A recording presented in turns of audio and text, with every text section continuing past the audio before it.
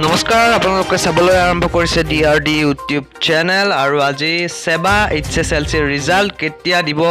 আৰু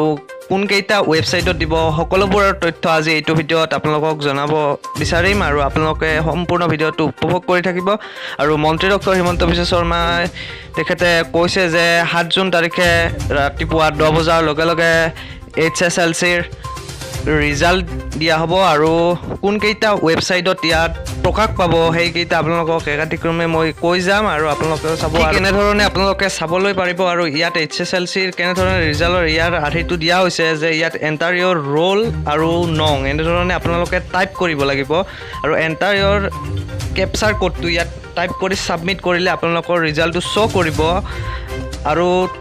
ইয়াৰ ৱেবছাইট কেইটা আপোনালোকক একাধিক্ৰমে মই কৈ যাই আছোঁ আপোনালোকে চাই যাব ঠিক এনে ধৰণৰ তলত দিয়া ৱেবছাইট কেইটাত আপোনালোকৰ নিজৰ ফলাফলসমূহ পাব আৰু মাজত মাথো এটা দিন আছে আৰু এইখন হৈছে সেবা অফিচিয়েল ৱেবছাইটৰ পৰা প্ৰকাশ পাইছে আৰু ইয়াত একাধিক্ৰমে তলৰ ৱেবছাইট কেইটা দিয়া হৈছে আৰু প্ৰথম ৱেবছাইটটো হৈছে result.sebaonline.org আৰু দ্বিতীয়টো হৈছে result.assam.nic.in দ্বিতীয়টো হৈছে indiaresults.com আৰু তাৰপিছত হৈছে result.shiksha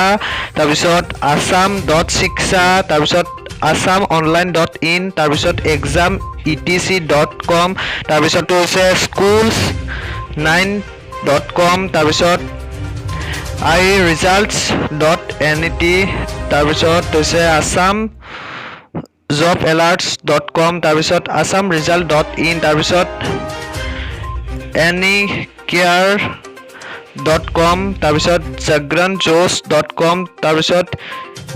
vidyabhishon.com আৰু এই কেইটা ৱেবছাইটতে আপোনালোকে নিজৰ ৰিজাল্টসমূহ ৰাতিপুৱা 10 বজাৰ লগে লগে চাব পাৰিব আৰু আপোনালোকে সকলোৱে এই ৱেবছাইট কেইটাত আপোনালোকৰ ৰিজাল্টবোৰ চাব আৰু আপোনালোকক সকলোকে মোৰ ফালৰ পৰা বহুত শুভেচ্ছা থাকিল